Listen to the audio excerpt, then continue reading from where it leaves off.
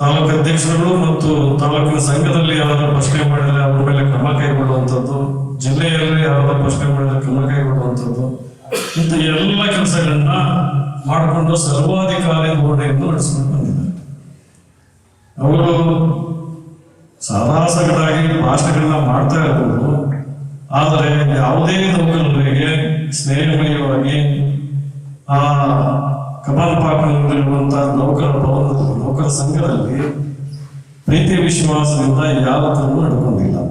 ಎಲ್ಲರ ಮೇಲೆ ರೇಗುವಂಥದ್ದು, ಅವರನ್ನ ಆಡಳಿತ ದರ್ಪವನ್ನು ತೋರಿಸುವಂಥದ್ದು, ಅವರಿಗೆ ಯಾರು ಪ್ರಶ್ನೆ ಮಾಡಿದ್ರೆ ಅವರ ಮೇಲೆ ಕ್ರಮವನ್ನು ತೆಗೆದುಕೊಳ್ಳುವಂಥದ್ದು.